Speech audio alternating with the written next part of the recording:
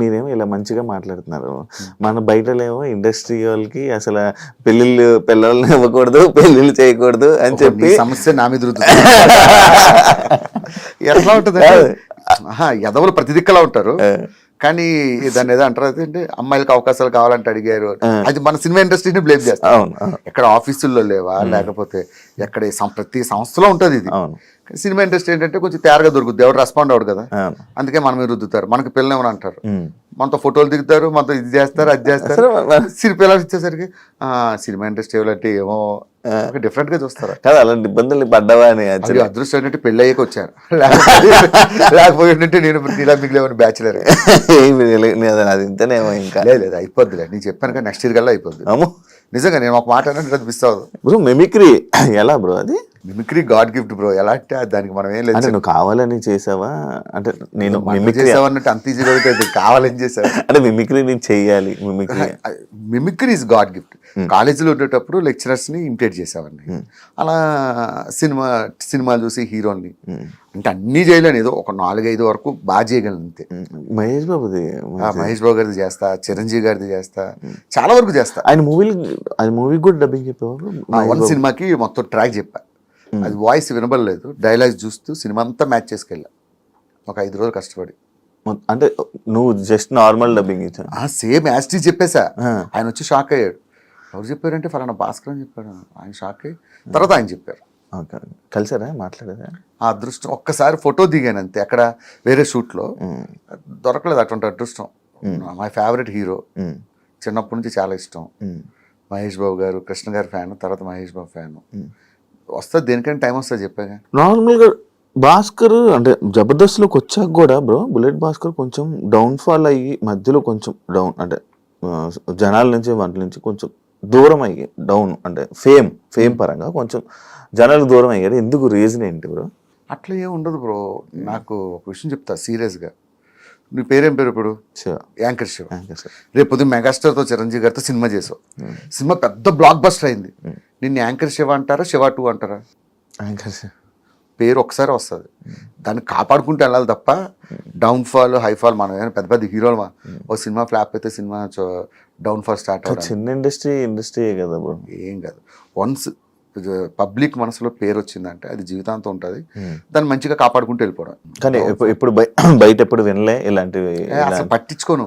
మామూలు పట్టించుకోవాలి, అస్సలు పట్టించుకోను. నా లైఫ్ నా ఇష్టం, నాకు నచ్చినట్టు బతుకుతా అంతే. ఎవరి మాట విన్ను, ఎవరిని ఖాతరు చేయను. ఈ విషయం మా జబర్దస్త్లో ఎవరడినే చెప్తారు, నేను అసలు పట్టించుకోను. ఇప్పుడు బెట్టింగ్ యాప్స్ మీద మీకు ప్రమోషన్స్ వచ్చాయా చేయమని ఎప్పుడైనా?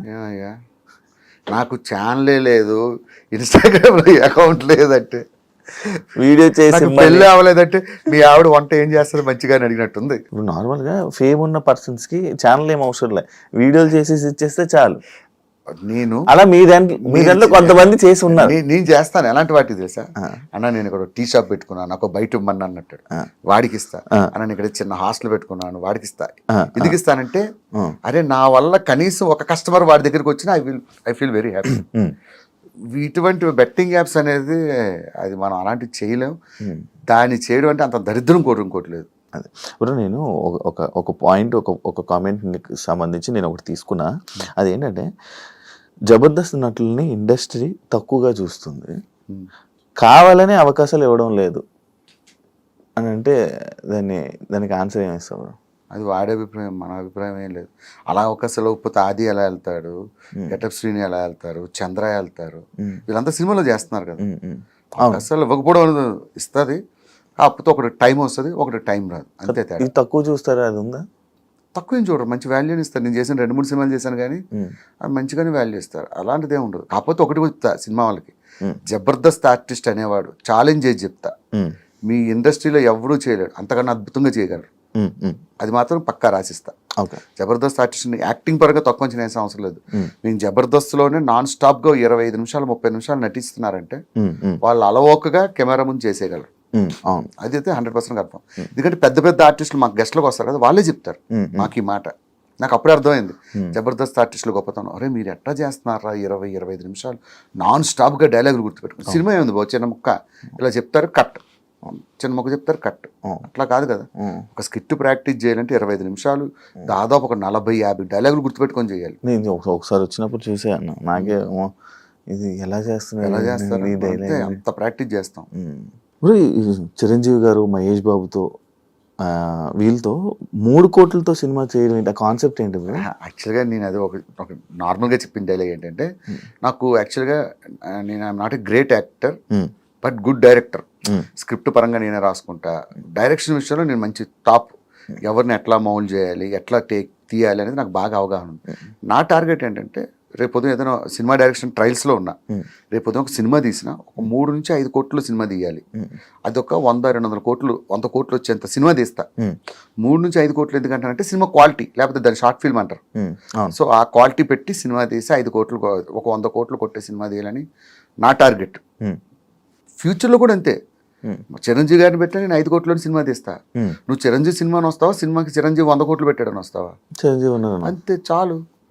సినిమాలో దమ్ము ఉండాలి, కథలో దమ్ము ఉండాలి, డైలాగ్స్లో దమ్ము ఉండాలి, సినిమా సూపర్ డూపర్ హిట్ అవుద్ది. అంతేగాని చిరంజీవి గారు 100 కోట్లు సెట్ వేసి ఒక ఫైట్ చేశారంటే ఫైట్ కోసం వెళ్తా. నా టార్గెట్ చెప్తున్నా, నా ఫ్యూచర్. రేపు ఉదయం ఫ్యూచర్లో నేను డైరెక్టర్గా సక్సెస్ అయినా కూడా వీళ్ళతో కూడా అలాంటి బడ్జెట్లో సినిమా తీయాలని నా కోరిక. అంతే. మీ డైరెక్షన్ ఇష్టమా bro? చాలా ఇష్టం. మరి నేను జబర్దస్త్ చేసేది అదే కదా. అదే